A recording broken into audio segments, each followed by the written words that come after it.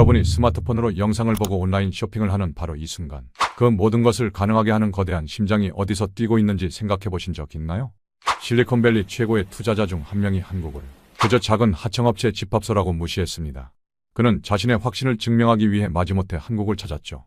하지만 그가 마주한 현실은 상상을 뛰어넘는 것이었습니다. 한국의 데이터 센터에서 전 세계 기업들의 로고를 발견한 순간 그는 숨을 멈췄습니다. 엔지니어가 말했죠. 이곳이 바로 세계 데이터의 심장입니다. 그가 반문했습니다.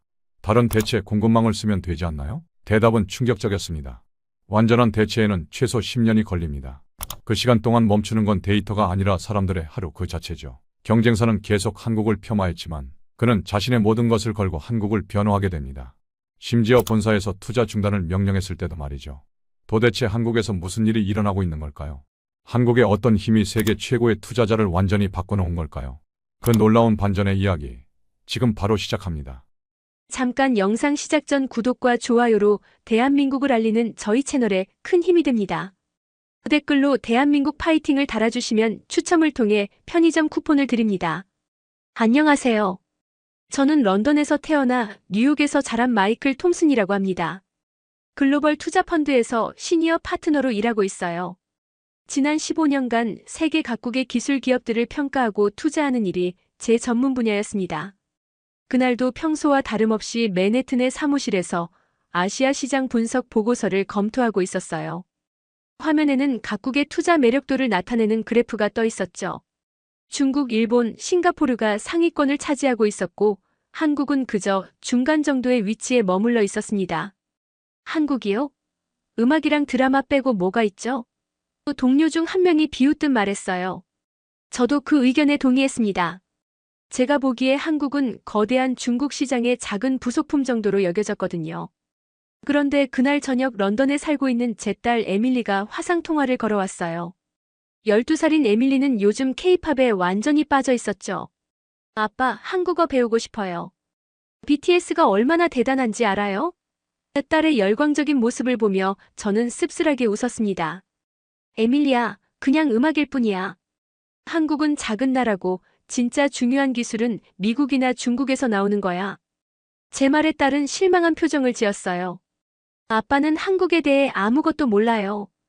통화를 끝내고 나서도 딸의 말이 계속 마음에 걸렸습니다. 하지만 저는 제 판단이 옳다고 확신했어요. 15년간 쌓아온 경험과 데이터가 뒷받침하고 있었으니까요.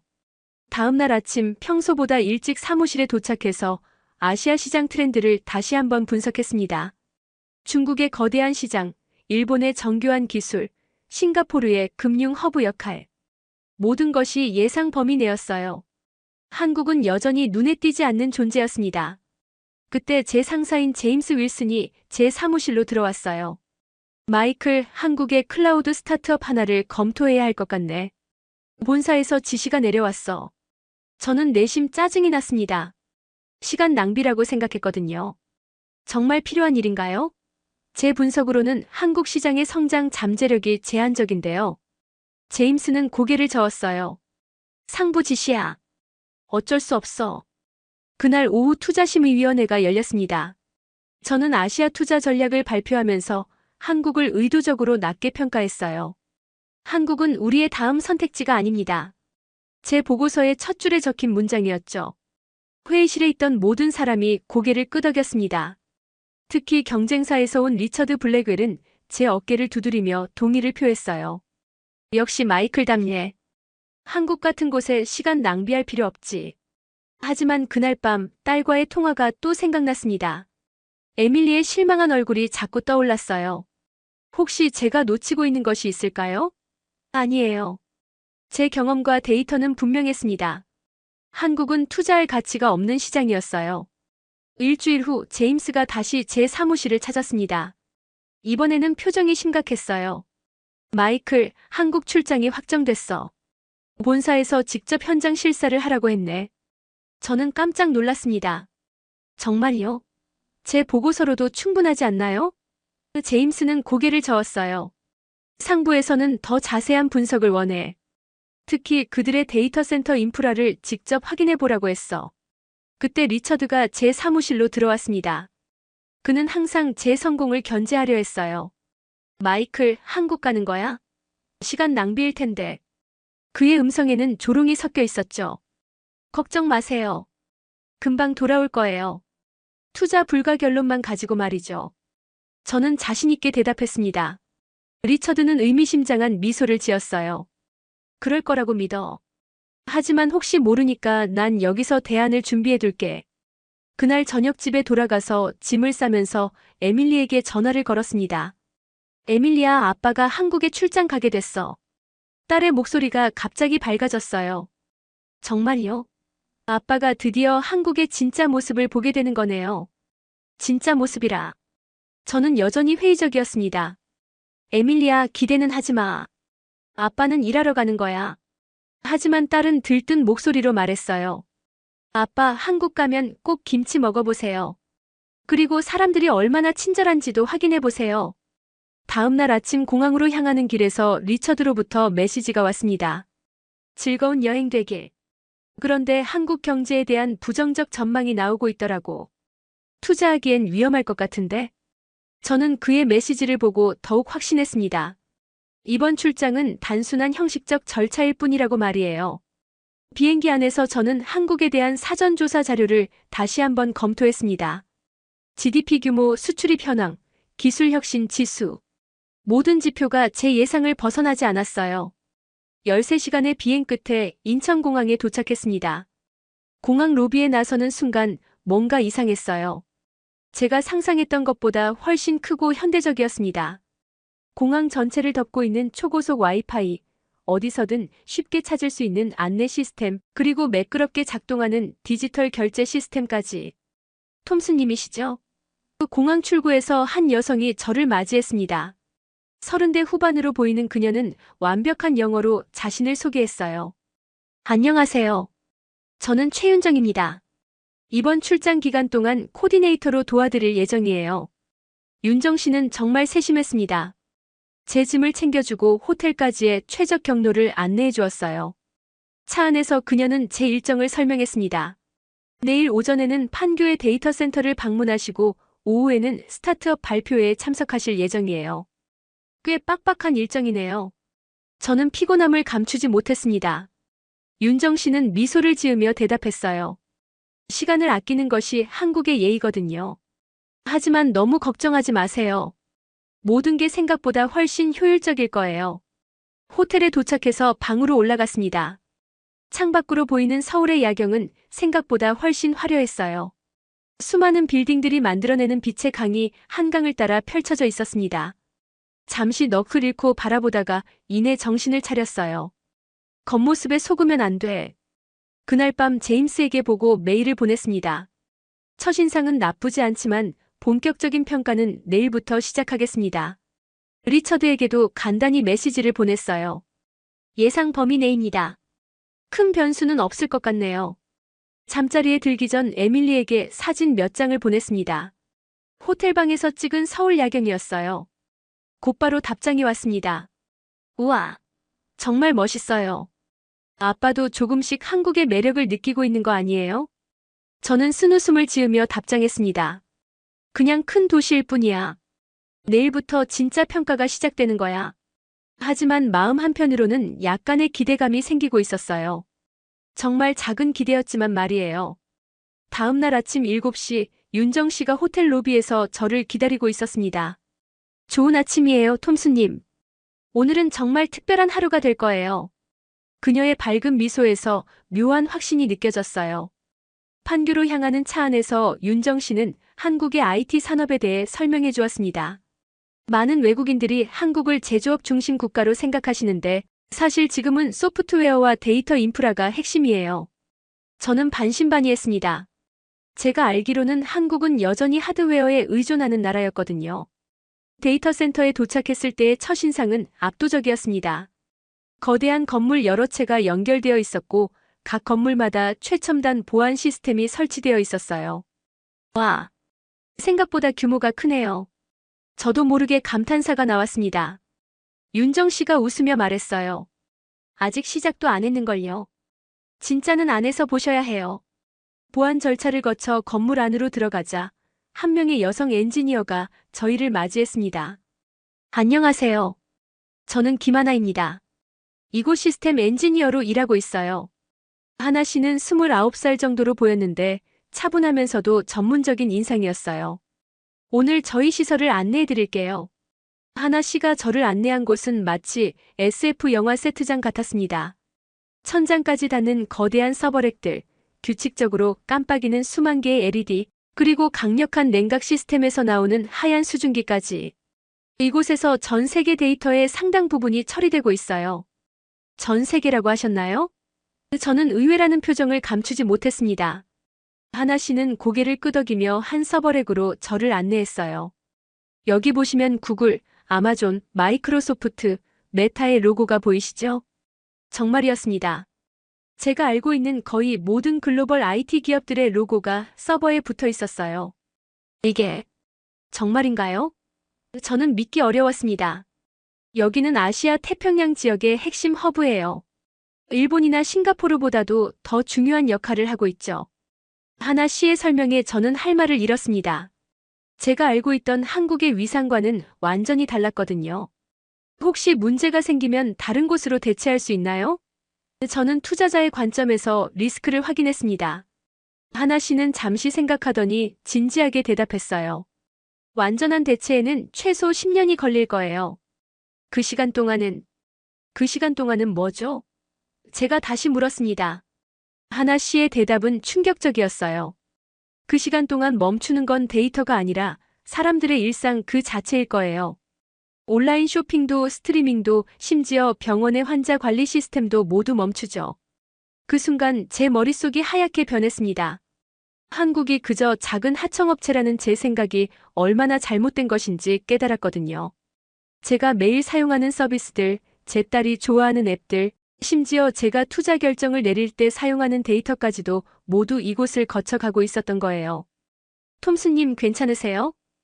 윤정 씨가 걱정스럽게 물었습니다. 저는 겨우 정신을 차리고 고개를 끄덕였어요. 네, 괜찮아요. 다만 생각보다 훨씬 중요한 곳이네요. 하나 씨가 저를 또 다른 구역으로 안내했습니다. 거대한 모니터 벽면에는 실시간으로 전 세계의 데이터 흐름이 표시되고 있었어요. 아시아, 유럽, 아메리카를 잇는 수많은 선들이 모두 한국을 거쳐가고 있었습니다. 이것이 현실이에요. 한국이 멈추면 전 세계가 멈춰요. 하나 씨의 말에 저는 깊은 숨을 들이쉬었습니다. 제가 지금까지 얼마나 큰 착각을 하고 있었는지 깨닫게 되었거든요. 점심시간에 윤정 씨와 함께 식사를 하면서 저는 솔직하게 말했습니다. 윤정 씨, 제가 한국에 대해 완전히 잘못 알고 있었나 봐요. 윤정 씨는 따뜻하게 웃으며 대답했어요. 많은 외국인들이 그래요. 하지만 직접 보시면 다 이해하게 되실 거예요. 오후에는 클라우드 운영센터를 방문했습니다. 그곳에서 본 것은 더욱 놀라웠어요.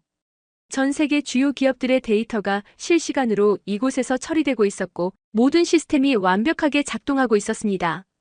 그날 저녁 호텔로 돌아와서 저는 곧바로 에밀리에게 전화를 걸었습니다. 에밀리야, 너 말이 맞았어. 아빠가 한국에 대해 아무것도 몰랐구나. 딸의 목소리가 신이 났어요. 그럼 이제 K-팝도 다시 들어보세요.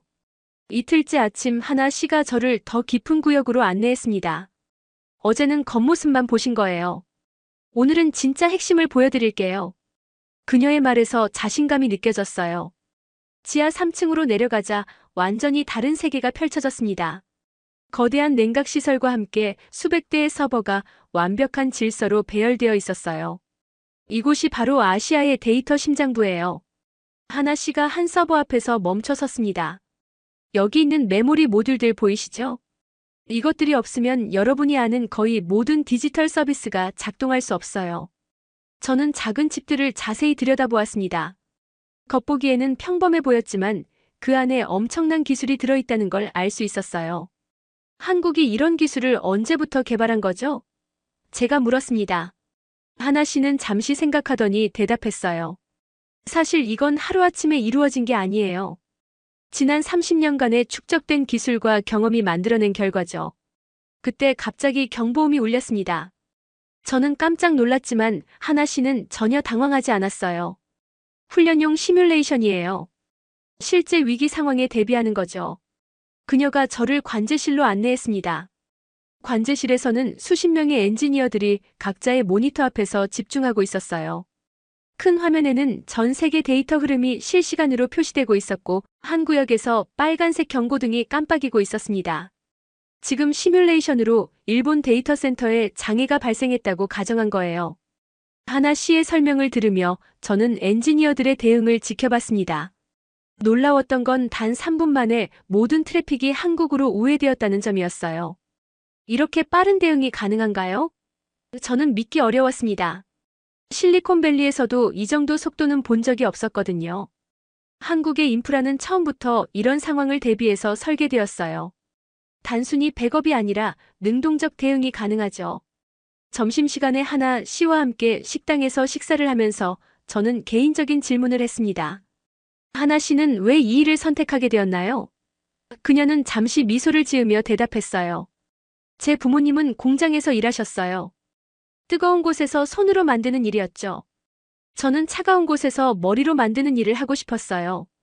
그런 의미에서 보면 저희 세대는 참 운이 좋은 것 같아요. 하나 씨의 말에 저는 깊이 공감했습니다. 기술의 발전이 개인의 삶을 어떻게 바꿀 수 있는지 새삼 느꼈거든요. 오후에는 인공지능 연구실을 방문했습니다. 그곳에서 만난 연구원들은 놀라울 정도로 젊었어요. 20대 후반에서 30대 초반의 연구원들이 세계 최첨단 AI 기술을 개발하고 있었습니다. 여기서 개발하는 기술들이 실제로 상용화되나요? 제가 물었습니다. 한 연구원이 자신있게 대답했어요. 저희가 작년에 개발한 언어 모델이 현재 카카오톡에서 사용되고 있어요. 일일 사용자가 4천만 명이 넘죠. 그 숫자를 듣는 순간 저는 또 한 번 놀랐습니다. 4천만 명이면 한국 인구와 비슷한 수준이었거든요. 한국에서 개발된 기술이 이미 이렇게 많은 사람들의 일상에 스며들어 있다는 게 신기했어요. 하루 일정을 마치고 호텔로 돌아가는 길에 윤정 씨가 말했습니다. 톰스님 표정이 많이 달라지셨네요. 어제와는 완전히 다르세요. 저는 웃으며 대답했어요. 제가 너무 편견을 가지고 있었나 봐요. 편견이라기보다는 단순히 몰랐던 것 같아요. 많은 외국인들이 한국을 겉모습으로만 판단하거든요. 윤정 씨의 말이 가슴에 깊이 와닿았습니다. 정말 그랬어요. 저는 한국을 제대로 알아보려는 노력 없이 성급하게 판단했던 거예요. 그날 밤 제임스에게 중간 보고를 했습니다. 예상보다 인프라가 잘 구축되어 있습니다. 좀 더 자세한 분석이 필요할 것 같아요. 리처드에게도 메시지를 보냈는데 이번에는 조금 다른 톤이었어요. 생각보다 흥미로운 부분들이 있습니다. 에밀리와의 통화에서 저는 솔직하게 말했습니다. 에밀리아, 아빠가 한국에 대해 잘못 생각하고 있었던 것 같아. 정말 놀라운 기술들이 많더라. 딸은 기뻐하며 말했어요. 그럼 이제 BTS 음악도 다르게 들리겠네요. 잠자리에 들기 전 저는 그날 본 것들을 정리해 보았습니다. 한국은 제가 생각했던 것보다 훨씬 중요한 역할을 하고 있었어요. 하지만 여전히 의문은 남아 있었습니다. 이 모든 것이 지속 가능할까? 정말 투자할 만한 가치가 있을까? 사흘째 아침, 저는 평소보다 일찍 잠에서 깼습니다. 꿈에서 5년 전의 일이 떠올랐거든요. 중국 투자 실패. 그때의 악몽이 다시 시작되는 건 아닐까 하는 두려움이 엄습했어요. 아침 식사를 하면서 윤정 씨가 제 표정을 살폈습니다. 톰스님, 무슨 걱정이 있으시나요? 저는 망설였지만 결국 솔직하게 말했어요. 사실 5년 전에 중국 투자에서 큰 실패를 했거든요. 그때의 기억이 자꾸 떠올라서요.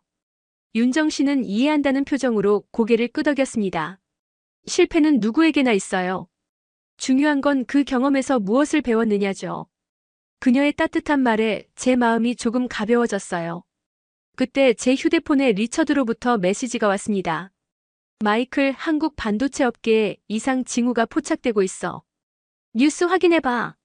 저는 급하게 인터넷 뉴스를 검색했어요. 정말로 한국 반도체 공급망 불안정 같은 제목의 기사들이 올라와 있었습니다. 순간 제 머릿속이 복잡해졌어요. 5년 전 중국에서도 이런 식으로 시작되었거든요. 처음엔 작은 루머였는데 나중에는 정말로 큰 문제가 되었죠. 그때 저는 경고 신호를 무시했다가 엄청난 손실을 입었어요. 톰스님 괜찮으세요? 윤정 씨가 걱정스럽게 물었습니다. 저는 휴대폰 화면을 보여주며 말했어요. 이런 뉴스들이 나오고 있는데 정말 괜찮은 건가요?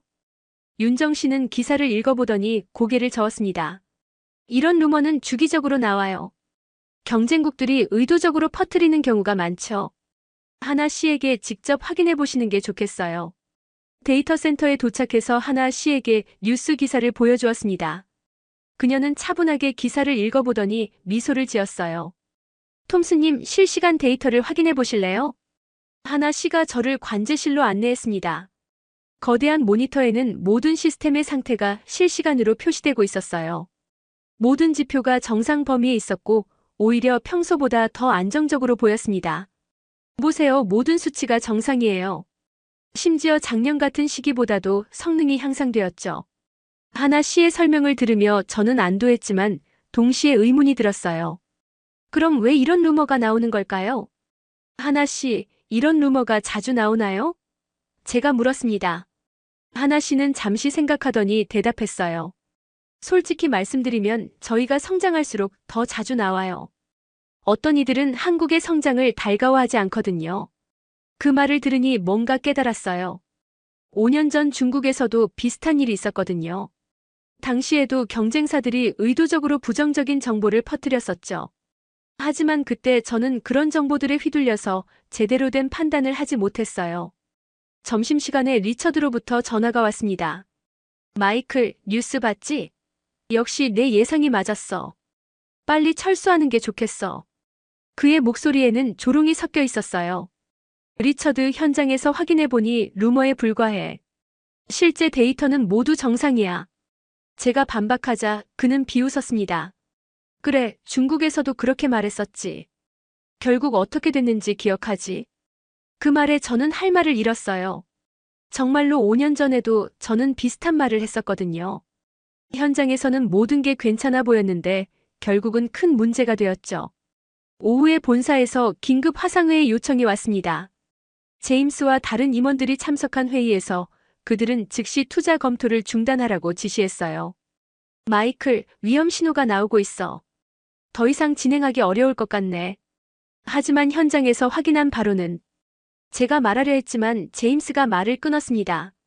마이클, 자네도 중국에서 실패한 경험이 있지 않나?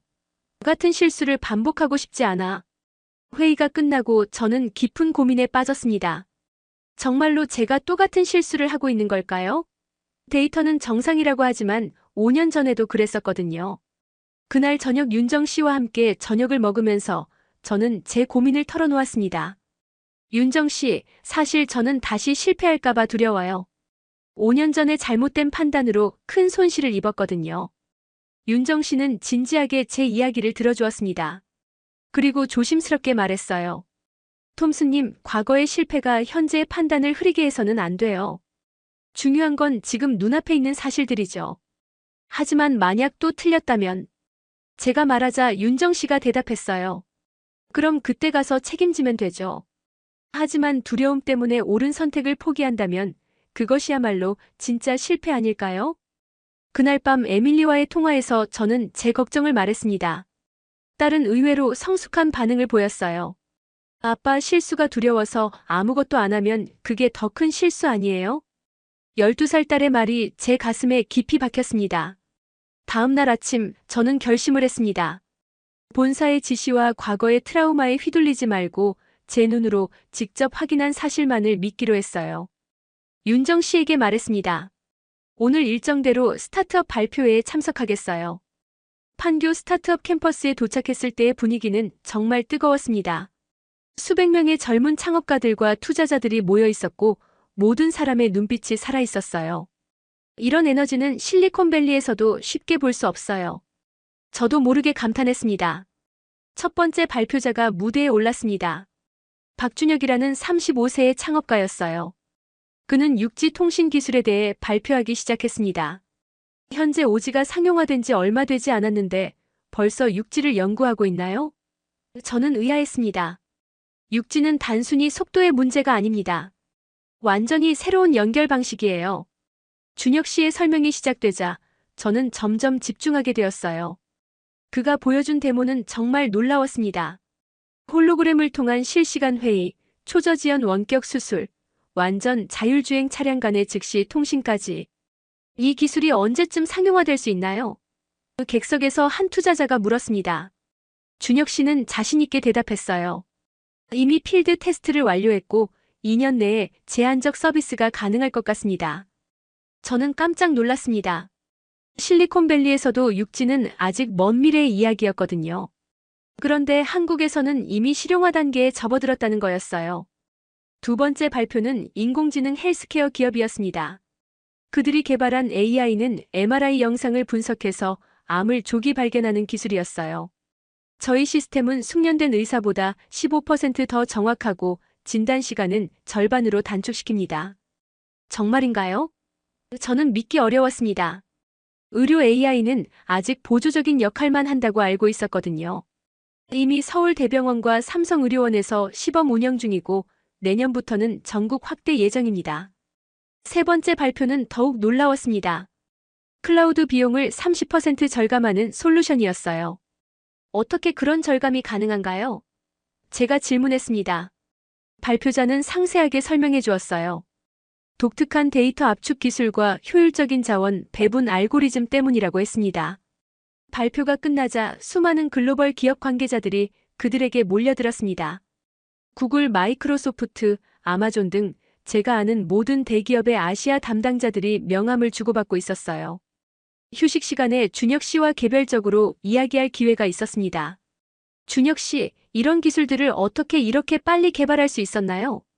제가 물었습니다. 사실 한국의 장점은 속도예요. 아이디어에서 프로토타입까지, 프로토타입에서 상용화까지의 시간이 다른 나라보다 훨씬 빨라요. 준혁 씨의 설명이 흥미로웠습니다. 규모는 작지만 밀도가 높거든요. 필요한 인재, 자본, 인프라가 모두 가까운 거리에 있어서 협업이 쉬워요. 밀도. 그 단어가 제 머릿속에 깊이 박혔습니다. 정말 그랬어요. 한국은 작지만 모든 것이 효율적으로 연결되어 있었습니다. 실리콘밸리보다도 더 촘촘한 네트워크가 형성되어 있었어요. 오후에 만난 AI 헬스케어 팀의 대표는 더욱 인상적이었습니다. 저희는 단순히 기술만 개발하는 게 아니에요. 실제 환자들에게 도움이 되는 걸 만들고 싶거든요. 그의 진정성이 느껴졌어요. 혹시 다른 나라로 진출할 계획도 있나요? 제가 물었습니다. 물론이죠. 하지만 먼저 한국에서 완벽하게 검증한 후에 나갈 예정이에요. 한국이 저희에게는 가장 까다로운 테스트베드거든요. 그 말이 인상 깊었습니다. 한국 소비자들이 까다롭다는 건 잘 알려진 사실이었어요.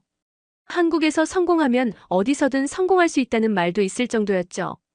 하루 종일 발표를 들으면서 저는 완전히 다른 세계를 본 것 같았습니다.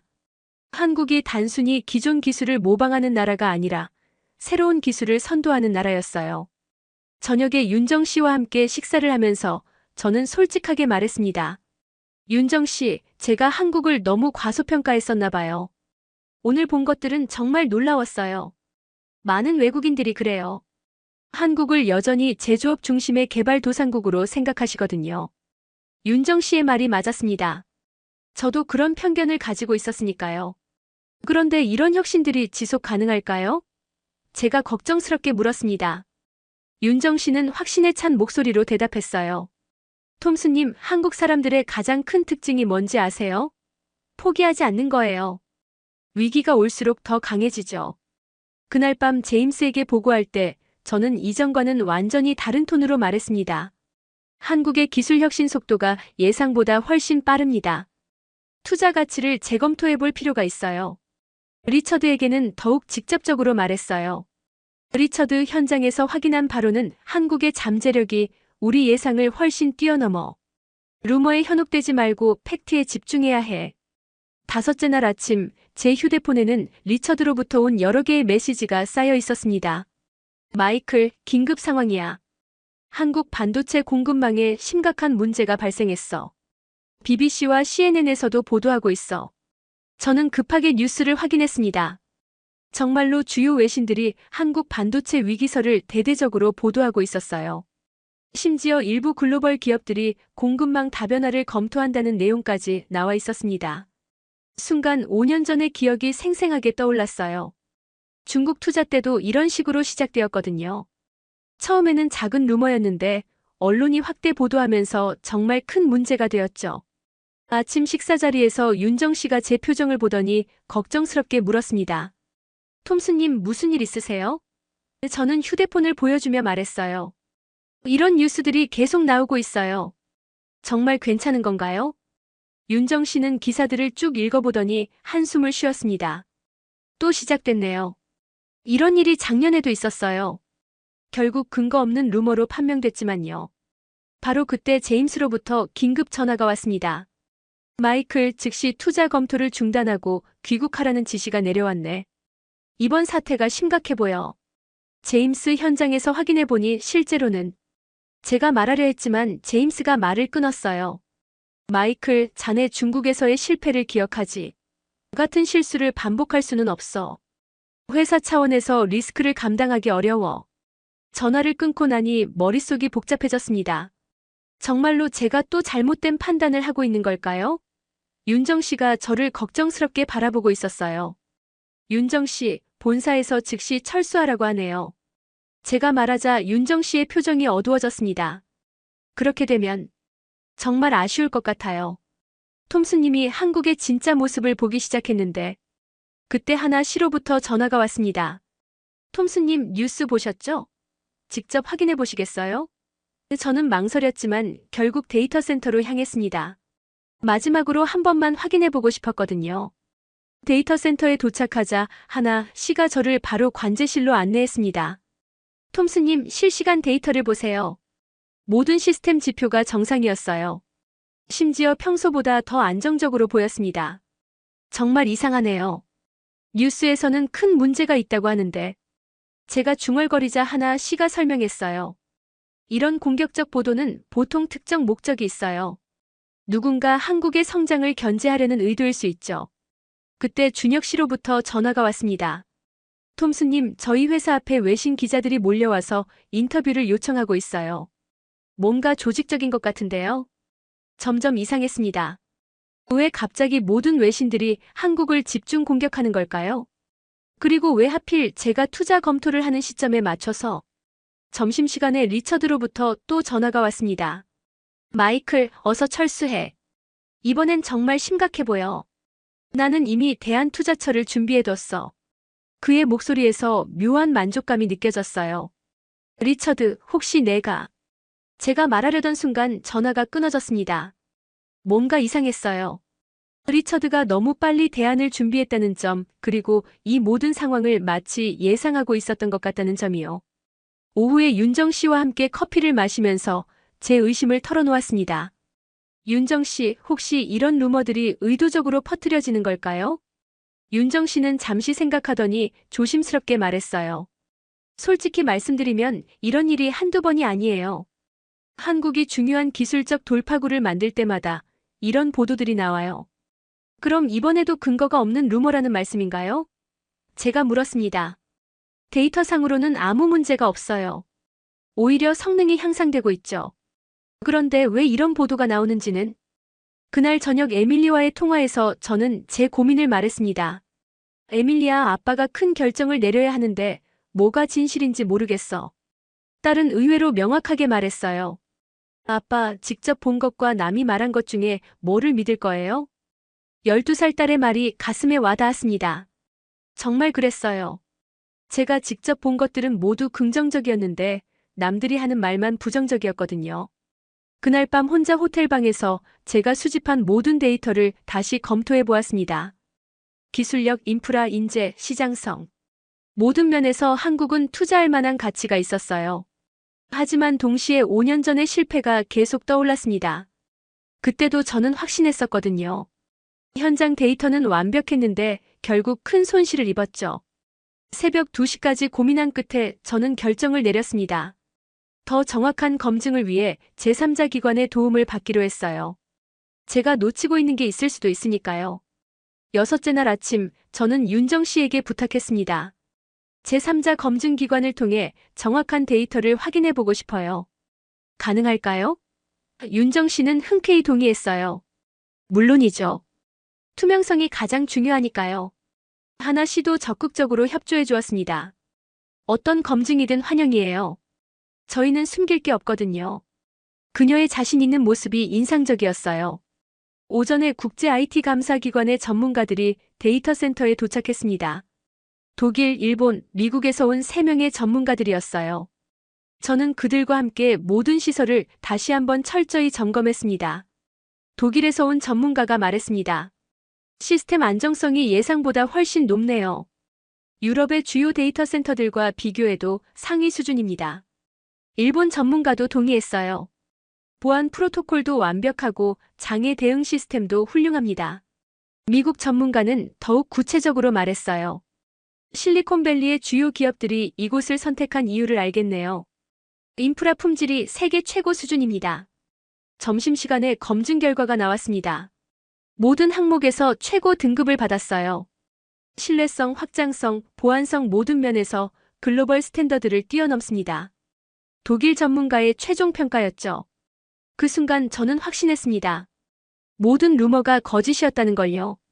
제가 직접 본 것이 진실이었어요. 하나 씨가 제게 말했습니다. 톰스님, 이제 믿으시겠어요? 위기는 무너지는 시간이 아니라 얼마나 잘 대비했는지를 증명하는 시간이에요. 오후에 준혁 씨의 회사를 다시 방문했습니다. 그곳에서도 같은 결과였어요.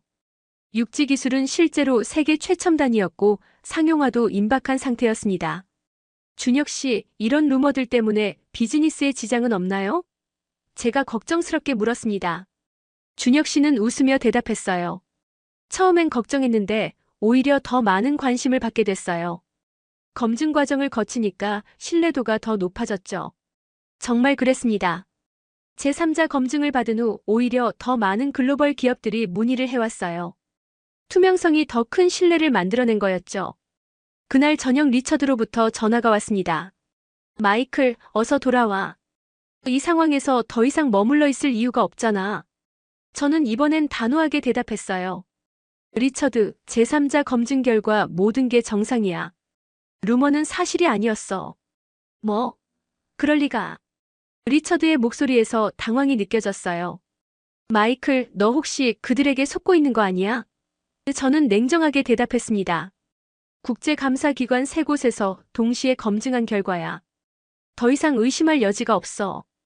그날 밤 본사에 상세한 보고서를 제출했습니다. 제3자 검증 결과와 함께 한국 투자의 타당성을 강력히 추천했어요.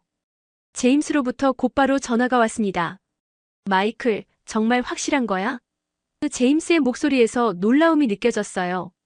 네, 확실합니다. 오히려 지금이 투자하기에 가장 좋은 타이밍인 것 같아요. 하지만 언론 보도들은 제임스가 말하자 저는 단호하게 대답했어요. 현장에서 확인한 팩트가 모든 걸 말해줍니다. 더 이상 루머에 휘둘릴 필요 없어요. 에밀리와의 통화에서 저는 기쁘게 말했습니다. 에밀리야, 내 말이 맞았어. 직접 본 것을 믿는 게 맞았어. 딸은 자랑스럽게 말했어요. 아빠가 드디어 진실을 찾으셨네요. 그날 밤 잠자리에 들기 전 저는 지난 며칠을 되돌아보았습니다. 편견과 두려움이 얼마나 판단을 흐리게 하는지 깨달았어요. 하지만 용기를 내서 진실을 찾아나간 덕분에 올바른 결론에 도달할 수 있었습니다. 윤정 씨가 보내준 메시지를 읽으며 미소가 지어졌어요. 톰스님, 진실은 항상 이기게 되어 있어요. 오늘 그것을 증명하셨네요. 하나 씨도 메시지를 보냈습니다. 데이터는 거짓말하지 않아요. 톰스님이 그것을 믿어주셔서 감사해요. 마침내 저는 확신할 수 있었습니다. 한국은 정말로 투자할 가치가 있는 곳이었어요. 이제 남은 건 이 확신을 본사에 전달하고 실제 투자를 성사시키는 일뿐이었습니다.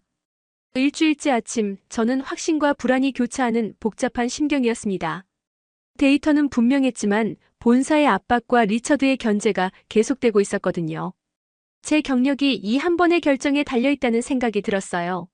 아침 식사를 하면서 윤정 씨가 제 표정을 살폈습니다.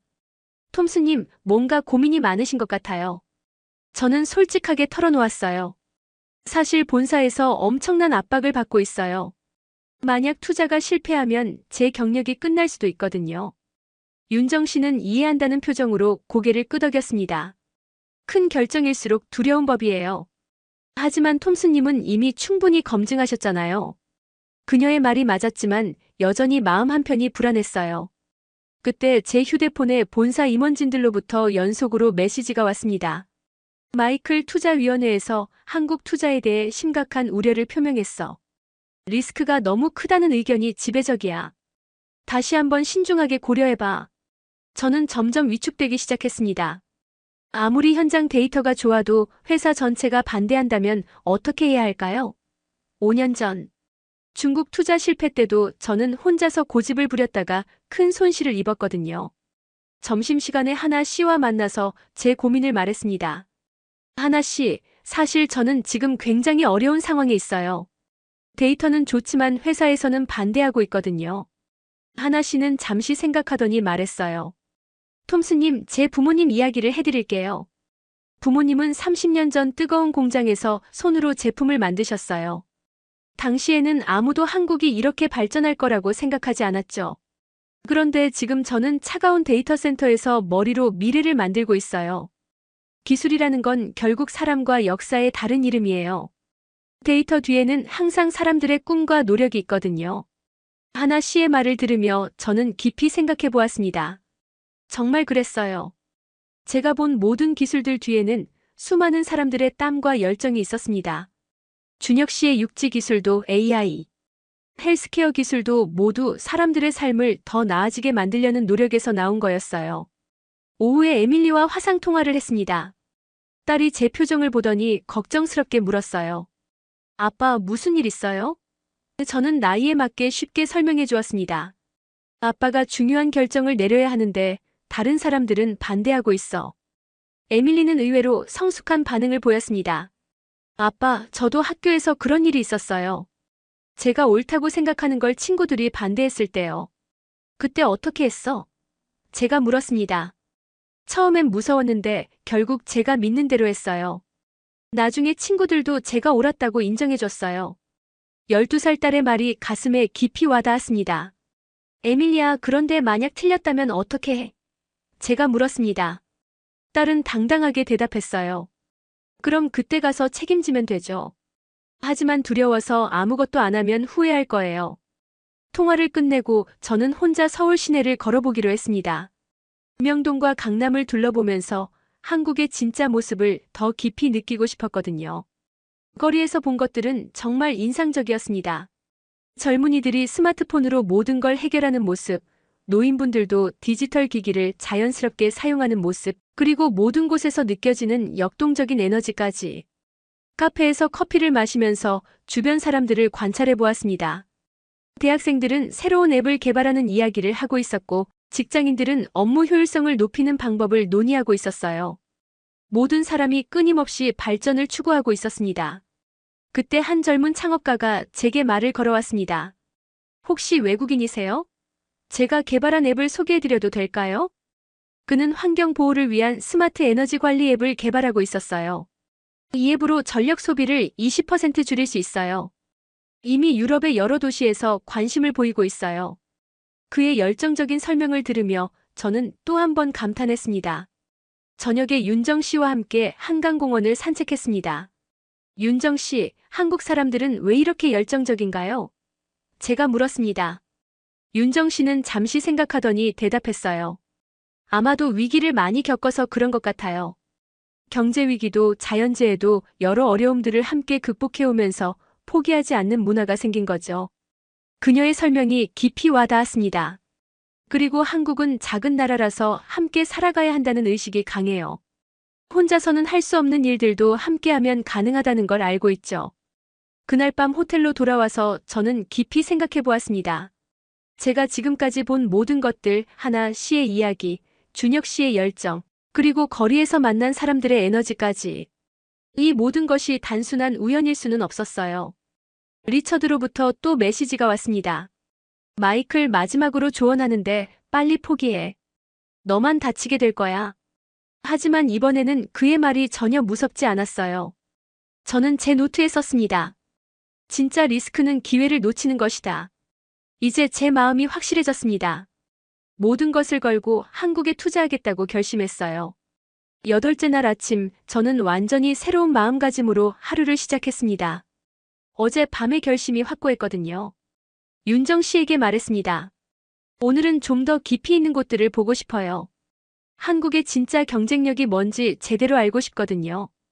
윤정 씨는 기뻐하며 말했어요. 그럼 오늘은 정말 특별한 곳으로 모시겠어요. 대학 연구소와 정부 지원 창업센터를 둘러보시죠. 첫 번째로 방문한 곳은 KAIST의 인공지능 연구소였습니다. 이승호 교수님이 직접 저희를 맞이해 주셨어요. 52살 정도로 보이는 교수님은 MIT에서 박사학위를 받으신 반도체 권위자였습니다. 톰스님, 한국의 기술 발전을 어떻게 보시나요? 교수님이 물으셨습니다. 저는 솔직하게 대답했어요. 처음에는 과소평가했는데 지금은 완전히 생각이 바뀌었어요. 하지만 아직 궁금한 게 있어요. 이런 발전이 지속 가능한가요? 교수님은 미소를 지으며 연구실로 저를 안내하셨습니다.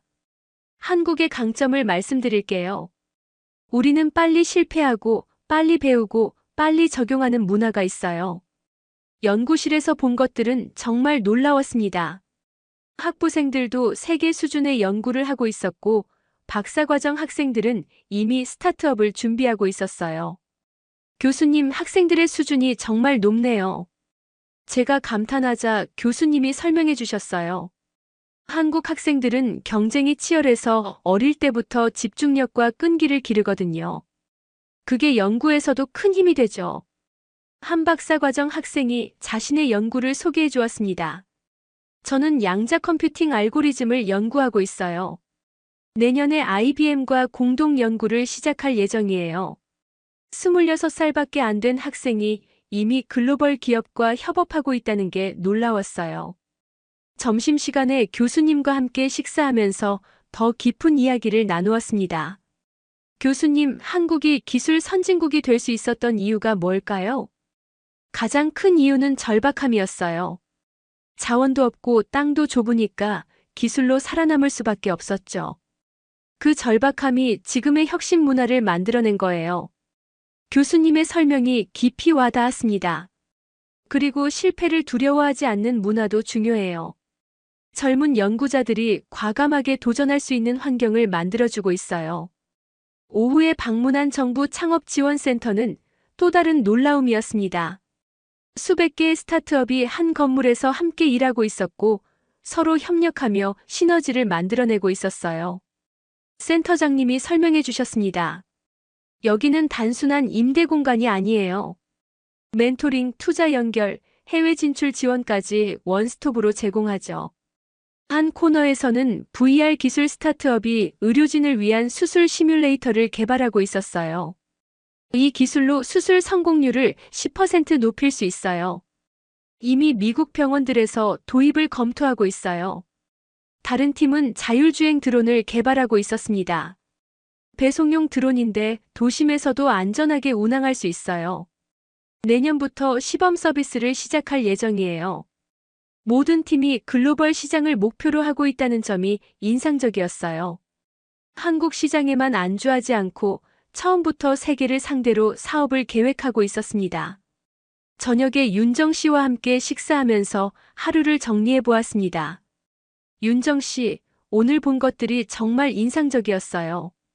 한국의 잠재력이 제가 생각했던 것보다 훨씬 크네요. 많은 외국인들이 한국을 겉모습으로만 판단해요. 하지만 속을 들여다보면 정말 놀라운 일들이 일어나고 있거든요.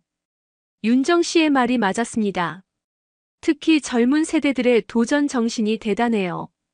실패를 두려워하지 않고 계속 새로운 시도를 하죠. 정말 그랬어요. 만난 모든 젊은이들이 열정과 자신감으로 가득했습니다. 그날 밤 제임스에게 전화를 걸어 하루 일정을 보고했습니다. 제임스, 한국의 기술 생태계가 정말 잘 구축되어 있어요. 정부 지원도 체계적이고 인재들의 수준도 세계 최고예요. 정말인가, 마이클? 언론에서는 계속 부정적인 보도만 나오고 있는데 제임스의 목소리에서 의외라는 반응이 느껴졌어요. 현장과 언론 보도가 완전히 다릅니다. 제가 직접 확인한 바로는 투자 가치가 충분해요. 저는 확신에 찬 목소리로 말했습니다. 에밀리와의 통화에서는 더욱 신이 나서 말했어요. 에밀리야, 오늘 정말 대단한 학생들을 많이 만났어. 너보다 조금 큰 언니 오빠들인데 벌써 세계적인 연구를 하고 있더라. 우와, 저도 나중에 한국에서 공부하고 싶어요. 딸의 반응이 너무 기뻤어요. 제 딸도 이런 환경에서 꿈을 키울 수 있다면 얼마나 좋을까 생각했습니다. 잠자리에 들기 전 저는 오늘 만난 사람들을 다시 생각해 보았습니다. 이승호 교수님의 지혜, 젊은 연구자들의 열정, 창업가들의 도전 정신. 이 모든 것이 한국의 진짜 경쟁력이었어요. 제 노트에 썼습니다. 한국의 진짜 힘은 사람이다. 기술도 중요하지만 그 기술을 만들어내는 사람들의 마음가짐이 더 중요하다. 아홉째 날 아침 제가 완전히 한국에 확신을 갖게 된 바로 그때 예상치 못한 일이 벌어졌습니다. 전 세계적으로 대규모 클라우드 서비스 장애가 발생한 거예요. 호텔에서 아침 뉴스를 보는데 긴급 속보가 나왔습니다. 유럽과 미국 주요 데이터 센터에서 동시 장애 발생. 아마존, 구글, 마이크로소프트 서비스 중단. 정말 충격적인 소식이었어요. 급하게 윤정 씨에게 전화를 걸었습니다. 윤정 씨, 지금 뉴스 보고 계세요? 이런 상황에서 한국은 괜찮나요? 윤정 씨의 목소리는 오히려 차분했어요. 톰스님, 직접 확인해 보시겠어요? 데이터 센터로 급하게 향했습니다. 전 세계가 패닉 상태인데 한국은 정말 괜찮을까요? 차 안에서 제 휴대폰으로 여러 서비스를 테스트해 봤는데 놀랍게도 모든 게 정상적으로 작동하고 있었어요. 데이터 센터에 도착하자 하나 씨가 저를 관제실로 안내했습니다. 거대한 모니터에는 전 세계 상황이 실시간으로 표시되고 있었어요. 유럽과 북미는 빨간색으로 표시되어 있었지만 아시아 태평양 지역은 모두 초록색이었습니다. 하나 씨, 이게 정말인가요? 다른 지역은 모두 문제가 있는데 이곳만 정상이라니. 저는 믿기 어려웠습니다. 하나 씨는 자랑스럽게 설명했어요. 저희 시스템은 처음부터 이런 상황을 대비해서 설계되었어요. 지역별 독립 운영과 동시에 글로벌 백업이 가능하죠. 정말 놀라웠습니다. 전 세계가 마비된 상황에서 한국만 멀쩡히 돌아가고 있었어요. 관제실의 엔지니어들은 전혀 당황하지 않고 있었습니다. 오히려 다른 지역의 트래픽을 한국으로 우회시키는 작업을 진행하고 있었어요. 지금 유럽 트래픽의 80%가 한국을 거쳐가고 있어요. 그때 준혁 씨로부터 전화가 왔습니다. 톰스님, 지금 상황 보고 계시죠? 저희 육지 기술이 빛을 발하고 있어요. 정말 그랬습니다. 다른 지역이 4G, 5G 네트워크 문제로 어려움을 겪는 동안 한국의 차세대 통신망은 완벽하게 작동하고 있었어요. 점심시간에 전 세계 상황을 정리해보니 정말 극명한 차이였습니다. 실리콘밸리의 주요 기업들도 서비스 복구에 애를 먹고 있는데 한국 기업들은 오히려 해외 고객들의 문의가 폭주하고 있었어요. 윤정 씨가 말했습니다. 톰스님, 이런 상황이 왜 일어났는지 아세요? 다른 나라들은 효율성만 추구했는데 한국은 안정성을 우선시했거든요. 한국은 지정학적으로 항상 위험에 노출되어 있었어요. 그래서 시스템도 최악의 상황을 대비해서 만들었죠. 정말 깊이 있는 통찰이었습니다. 오후에 이승호 교수님으로부터 전화가 왔습니다. 톰스님, 지금 상황이 한국 기술의 진가를 보여주는 것 같네요. 저희 연구소로 전 세계에서 기술 지원 요청이 들어오고 있어요. 교수님의 연구실을 다시 방문해 보니 정말 바쁜 상황이었습니다. 유럽, 미국, 일본의 연구기관들이 한국의 도움을 요청하고 있었어요. 교수님, 이런 일이 자주 있나요? 이 정도 규모는 처음이에요. 하지만 예상하지 못한 건 아니죠. 저희는 항상 이런 상황을 대비해 왔거든요. 교수님의 말에서 한국인들의 준비성을 다시 한번 느꼈습니다. 그날 저녁 본사에서 긴급 화상회의가 소집되었습니다. 제임스와 다른 임원들이 모두 참석했어요. 마이클, 지금 상황 보고 있지? 전 세계가 난리인데 한국 상황은 어떤가? 믿기 어려우시겠지만 한국은 완전히 정상입니다. 오히려 다른 지역의 백업 역할을 하고 있어요. 제가 보고하자 회의실이 조용해졌습니다. 정말인가? 다른 모든 곳이 문제인데 한국만 괜찮다는 게? 한 임원이 의심스럽게 물었어요. 저는 실시간 데이터를 화면 공유로 보여주었습니다. 보시다시피 모든 지표가 정상이에요. 심지어 평소보다 성능이 더 좋습니다. 임원들의 표정이 놀라움으로 바뀌었어요. 그때 리처드가 화상회의에 참여했습니다. 이건 일시적인 현상일 거야. 한국도 곧 문제가 생길 텐데. 하지만 그의 말이 끝나기도 전에 또 다른 보고가 들어왔어요. 한국이 유럽 주요 기업들의 긴급 백업 서비스를 담당하게 되었다는 뉴스였습니다. BMW, 벤츠, 시멘스 등 독일의 주요 기업들이 한국 데이터 센터에 긴급 의존하게 된 거였어요. 이것 봐요. 한국이 단순한 백업이 아니라 핵심 역할을 하고 있어요. 제가 강조하자 임원들의 시선이 완전히 달라졌습니다. 회의가 끝나고 제임스가 개별 연락을 했습니다. 마이클, 정말 대단한 일이 벌어지고 있군. 한국 투자를 다시 진지하게 검토해 봐야겠어. 그날 밤 에밀리와의 통화에서 저는 신이 나서 말했습니다. 에밀리야, 오늘 정말 놀라운 일이 있었어. 전 세계가 어려움을 겪는데 한국만 멀쩡했어. 와, 그럼 한국이 정말 대단한 나라네요. 딸의 반응이 너무 기뻤어요. 제 판단이 옳았다는 확신이 더욱 강해졌습니다. 잠자리에 들기 전 저는 오늘 일을 정리해 보았습니다. 이런 위기 상황에서 한국의 진짜 실력이 드러났어요. 평상시에는 보이지 않던 숨겨진 경쟁력이 완전히 드러난 거였습니다. 열째 날 아침, 어제의 글로벌 장애 사건은 완전히 판도를 바꿔놓았습니다. 전 세계 언론이 한국 IT 인프라의 우수성을 대대적으로 보도하기 시작했어요. 그동안 부정적 기사를 쓰던 매체들도 이제는 찬사 일색이었습니다. 아침 식사를 하면서 윤정 씨가 미소를 지으며 말했어요. 톰스님, 어제 일로 한국에 대한 인식이 완전히 바뀐 것 같아요. 벌써 여러 글로벌 기업에서 파트너십 문의가 들어오고 있어요. 정말 그랬습니다. 제 휴대폰에도 평소 연락하지 않던 동료들로부터 메시지가 쏟아지고 있었어요. 마이클, 한국 투자 어떻게 생각해? 한국 파트너십 연결 가능해? 모든 사람이 갑자기 한국에 관심을 보이기 시작했습니다.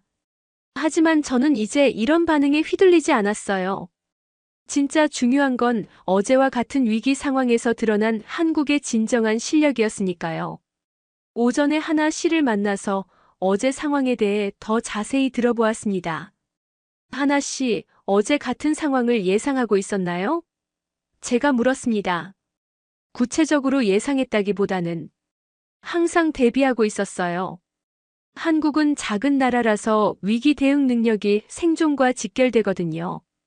하나 씨의 설명이 깊이 와닿았습니다. 다른 나라들은 평상시 효율성을 중시하지만 저희는 위기 시 안정성을 더 중요하게 생각해요. 그 차이가 어제 드러난 거죠. 점심시간에 준혁 씨와 만났는데 그는 완전히 달라진 상황에 신이 나 있었어요. 톰스님, 어제 하루 만에 해외 문의가 평소의 10배로 늘었어요. 육지 기술에 대한 관심이 폭발적으로 증가했어요. 이제 정말 글로벌 시장에 본격 진출할 수 있을 것 같아요. 유럽과 미국 기업들이 먼저 파트너십을 제안하고 있거든요. 준혁 씨의 기쁨이 저에게도 전해졌습니다. 오후에 본사에서 긴급투자심의위원회가 소집되었습니다. 이번에는 제가 주도권을 완전히 쥐고 있었어요. 어제 일로 모든 상황이 바뀌었거든요. 여러분, 어제 사건으로 한국의 진정한 가치가 입증되었습니다. 저는 자신감 있게 프레젠테이션을 시작했어요. 이제는 한국에 투자하지 않는 것이 오히려 리스크가 됩니다. 실시간 데이터를 보여주며 설명했습니다. 한국이 글로벌 IT 인프라의 핵심 허브로 부상하고 있어요. 어제 위기 상황에서 그 진가가 완전히 드러났죠. 임원들의 반응이 완전히 달라졌습니다. 마이클, 구체적인 투자 계획을 제시해봐. 한국 기업들과의 파트너십도 함께 검토해보자. 모든 사람이 적극적으로 나서기 시작했어요. 리처드도 이번에는 반대할 수 없었습니다. 객관적 데이터가 너무 명확했거든요. 마이클, 내가 옳았던 것 같네. 그의 인정을 받는 순간이 정말 뿌듯했어요. 저녁에 윤정 씨, 하나 씨, 준혁 씨와 함께 축하 저녁 식사를 했습니다. 톰스님 정말 고생 많으셨어요. 처음부터 한국을 믿어주신 덕분에 이런 결과가 나온 것 같아요. 아니에요. 저는 단지 사실을 확인했을 뿐이에요. 진짜 대단한 건 여러분들이 만들어낸 성과죠. 저는 진심으로 감사했습니다. 의들이 없었다면 저도 진실을 발견할 수 없었을 테니까요. 하나 씨가 말했습니다. 톰스님이 처음에 의심하셨던 것도 이해해요. 많은 외국인들이 한국을 겉모습으로만 판단하거든요. 하지만 직접 확인해 보시고 진실을 받아들이신 게 정말 대단해요. 준혁 씨도 덧붙였어요. 앞으로 함께 글로벌 시장을 개척해 나갈 수 있을 것 같아 기대돼요. 톰스님 같은 파트너가 있다면 더 큰 꿈도 꿀 수 있을 것 같아요. 그날 밤 에밀리와의 통화에서 저는 정말 기쁘게 말했습니다. 에밀리야, 아빠가 정말 좋은 결정을 내린 것 같아. 한국은 정말 대단한 나라야. 아빠가 처음부터 한국을 좋아했어야 하는데. 딸이 장난스럽게 말했어요. 이제 한국어도 배워야겠어요. 나중에 한국에서 일할 수도 있잖아요. 잠자리에 들기 전 저는 지난 열흘을 돌아보았습니다.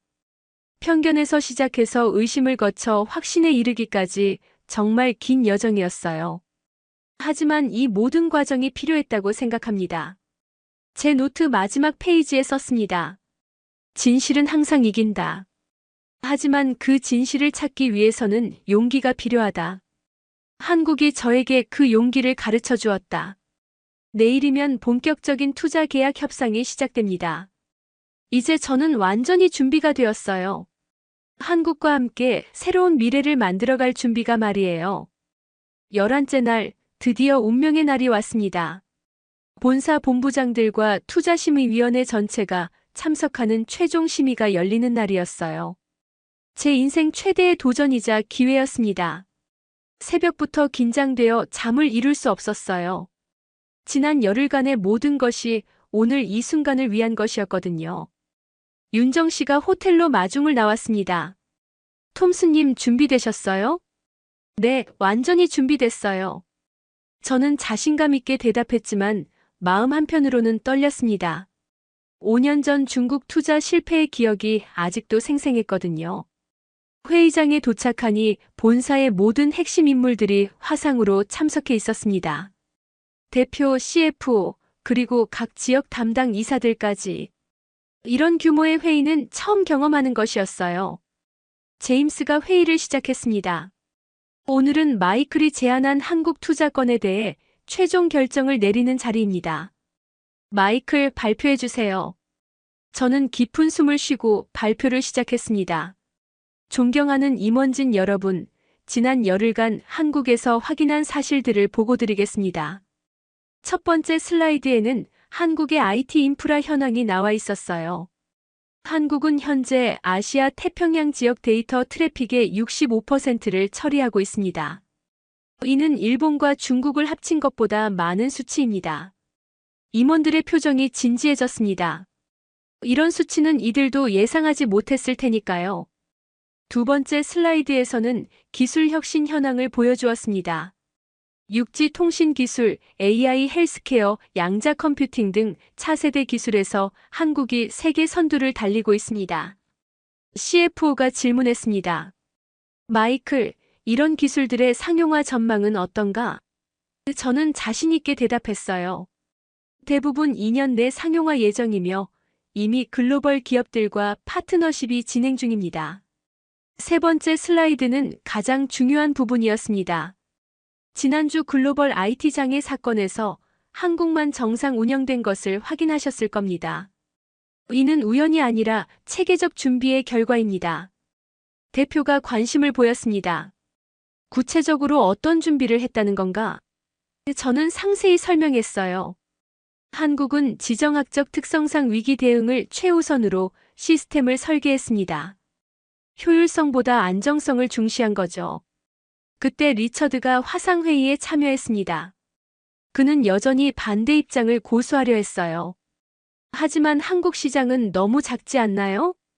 투자 대비 수익성에 의문이 있습니다. 저는 이런 반박을 예상하고 있었습니다. 리처드, 한국을 단순한 로컬 시장으로 보면 안 됩니다. 한국은 글로벌 허브예요. 여기서 성공하면 아시아 전체, 나아가 전 세계 시장에 진출할 수 있습니다. 네 번째 슬라이드에서 구체적인 투자 계획을 제시했습니다. 1차로 5천만 달러를 투자해서 한국 내 거점을 구축하고 성과에 따라 2억 달러까지 확대할 계획입니다. 투자위원장이 우려를 표명했습니다. 마이클, 자네도 중국에서 실패한 경험이 있지 않나? 같은 실수를 반복할 가능성은 없는가? 이 질문이 가장 어려운 것이었습니다. 하지만 저는 정직하게 대답했어요. 중국 투자 실패는 제가 현장 확인 없이 성급하게 결정했기 때문입니다. 이번에는 열흘간 철저히 검증했고 제3자 기관의 감사도 받았습니다. 그리고 가장 중요한 차이점은 한국의 투명성입니다. 모든 데이터가 공개되어 있고 검증 가능합니다.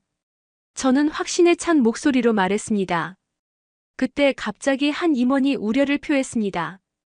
마이클, 혹시 현지에서 너무 감정적으로 판단한 것은 아닌가? 객관성을 잃은 것 같은데. 그 말에 저는 잠시 당황했습니다. 정말 제가 감정에 휘둘린 걸까요? 하지만 곧 정신을 차리고 대답했어요. 모든 판단은 데이터에 기반했습니다. 감정이 아니라 팩트입니다. 마지막 슬라이드에서는 경쟁사 분석을 보여주었습니다. 이미 골드만삭스, JP모건이 한국 투자를 늘리고 있습니다. 지금 결정하지 않으면 기회를 놓칠 수 있어요. 회의실이 잠시 조용해졌습니다. 모든 임원들이 심각하게 고민하고 있었어요. 제 인생이 이 순간에 달려있다는 것을 느꼈습니다. 대표가 마지막 질문을 했습니다. 마이클, 만약 이 투자가 실패한다면 그 책임을 질 각오가 되어 있나? 저는 망설임 없이 대답했어요. 네, 모든 책임을 지겠습니다. 제 경력을 걸고 추천하는 투자입니다. 발표가 끝나고 임원들이 비공개 논의에 들어갔습니다. 저는 복도에서 기다리면서 지난 열흘을 되돌아보았어요. 모든 것을 쏟아부은 발표였습니다. 이제 결과만 기다리면 됐어요. 1시간 후 다시 회의실로 호출되었습니다. 임원들의 표정으로는 결과를 알 수 없었어요. 대표가 입을 열었습니다. 마이클, 우리는 신중하게 검토했네. 자네의 발표는 설득력이 있었어. 하지만 우려사항도 있다. 대표의 말에 제 심장이 빨리 뛰기 시작했습니다. 구체적으로 어떤 우려사항인가요? CFO가 대답했습니다. 투자 규모가 너무 크다는 점, 그리고 마이클 자네가 현지에서 너무 낙관적으로 판단했을 가능성이다. 저는 차분하게 반박했습니다. 투자 규모는 단계적으로 진행할 수 있습니다. 1차 투자 후 성과를 확인하고 확대하는 방식으로요. 그리고 제 판단이 낙관적이라고 하셨는데 모든 데이터가 이를 뒷받침합니다. 제3자 검증 결과도 있고요. 투자위원장이 추가 질문을 했습니다. 만약 우리가 투자를 승인한다면 현지 총괄을 맡을 수 있나? 이 질문은 예상하지 못했어요. 한국에 상주하라는 뜻이었거든요. 저는 잠시 망설였습니다. 런던에 있는 딸 에밀리를 생각하니 마음이 복잡했어요. 하지만 곧 결정했습니다. 네, 기꺼이 맡겠습니다. 그때 리처드가 마지막 반격을 시도했습니다. 잠깐, 이런 중요한 결정을 성급하게 내리는 게 맞나요? 더 신중하게 검토해야 하지 않을까요? 저는 이번에 단호하게 대응했습니다. 리처드, 우리가 망설이는 동안 경쟁사들은 이미 움직이고 있어요. 골드만삭스는 이미 한국에 투자했고 JP모건도 확대를 검토 중이에요. 기회는 기다려주지 않습니다. 지금이 아니면 너무 늦을 수도 있어요. 제 목소리에 절박함이 섞여 있었습니다. 대표가 최종 결정을 위해 다시 비공개 논의를 진행했습니다. 이번에는 더 오래 걸렸어요. 30분이 지나고 1시간이 지나도 소식이 없었습니다. 복도에서 기다리는 동안 윤정 씨가 격려 메시지를 보냈습니다. 톰스님 최선을 다하셨어요. 결과가 어떻든 자랑스러워하세요. 하나 씨도 메시지를 보냈어요. 데이터는 거짓말하지 않아요. 진실이 승리할 거예요. 마침내 다시 호출되었습니다. 대표의 표정이 이전보다 밝아 보였어요. 마이클, 결정이 내려졌네. 우리는 자네의 제안을 승인하기로 했다. 그 순간 제 온몸에 전율이 흘렀습니다. 정말 해낸 거였어요.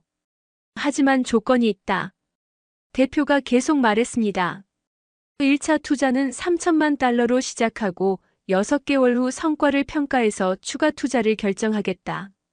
그리고 마이클 자네가 현지 총괄을 맡되 월간 보고를 의무화한다. 조건이 있었지만 충분히 받아들일 만했어요. 저는 기쁨을 감추지 못하고 말했습니다. 감사합니다. 최선을 다해서 성과를 만들어내겠습니다. 리처드는 불만스러운 표정이었지만 더 이상 반대할 수 없었어요. 이미 결정이 난 상황이었으니까요. 회의가 끝나고 저는 급하게 한국 팀에게 소식을 전했습니다. 윤정 씨, 하나 씨, 준혁 씨 모두 환호했어요. 톰스님 정말 축하드려요. 그날 저녁 축하 파티를 열었습니다. 지난 열흘간 도움을 주신 모든 분들이 참석해 주셨어요. 이승호 교수님도 오셔서 축하해 주셨습니다. 톰스님 정말 용기 있는 결정이었어요. 많은 외국인들이 한국을 편견으로 보는데 진실을 발견하고 믿어주셔서 감사해요.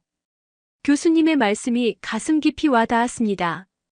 에밀리와의 통화에서 저는 기쁘게 소식을 전했습니다. 에밀리야, 아빠가 해냈어. 한국 투자가 승인됐어. 딸은 더 기뻐했어요. 와, 그럼 이제 자주 한국에 갈 수 있겠네요. 사실 아빠가 한국에서 일하게 될 것 같아.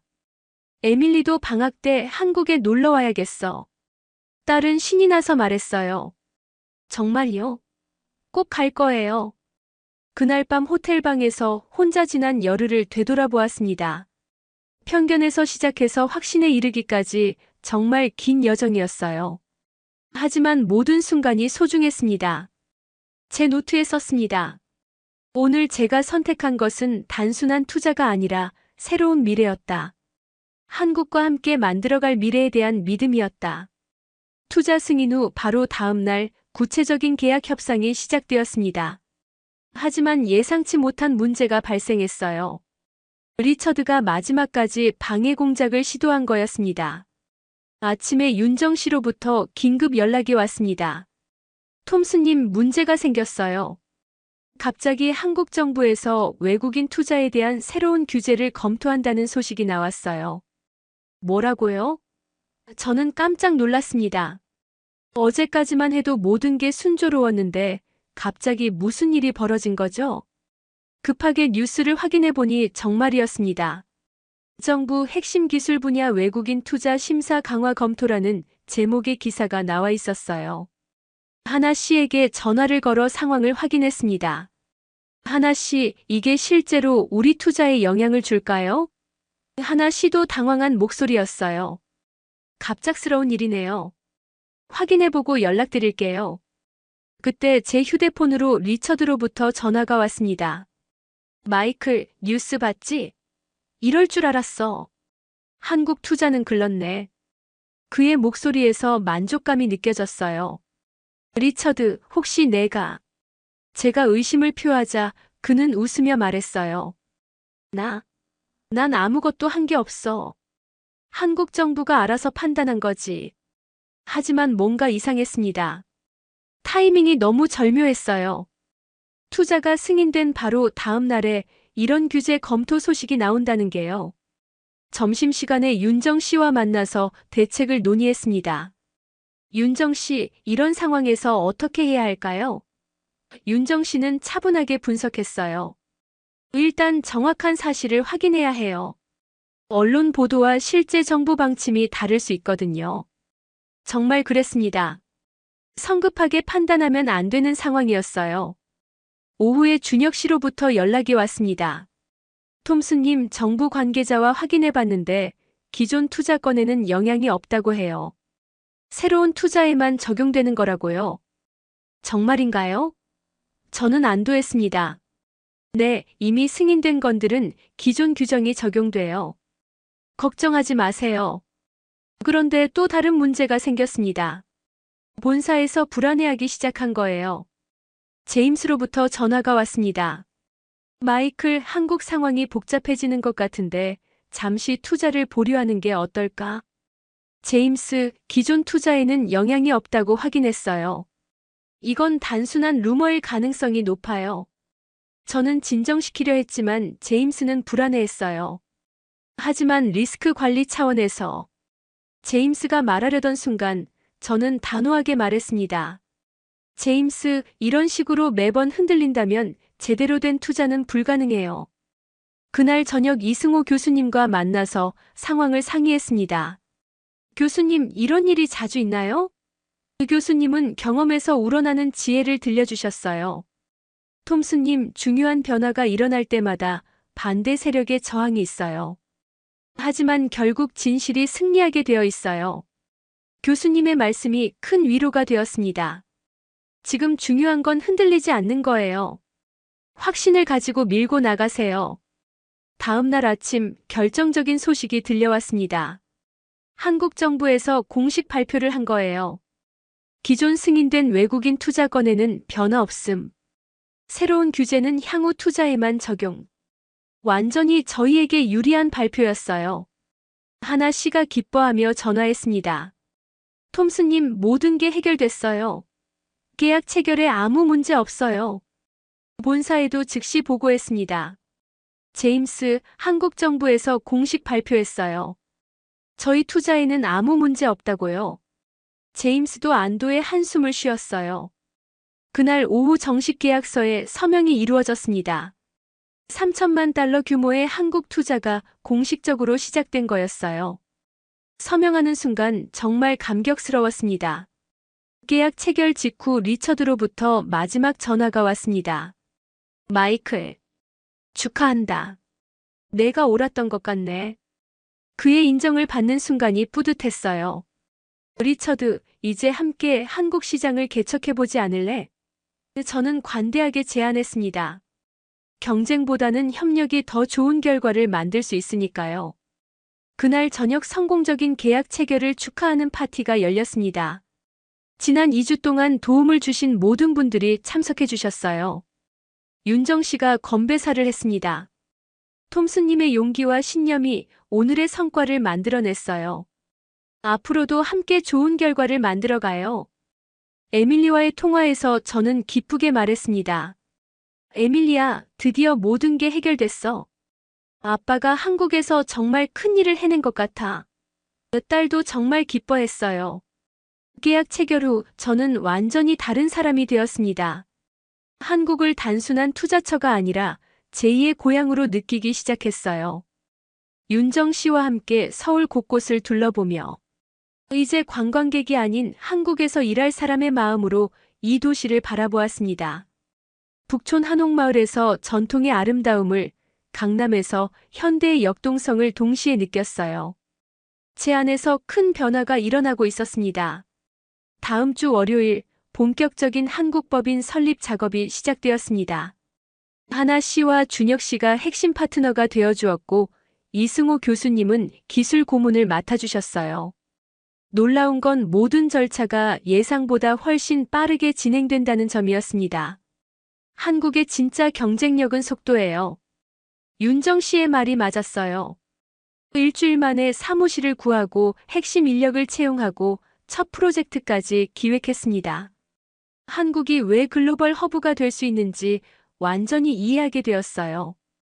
본사에서는 저의 성과에 놀라움을 금치 못했습니다.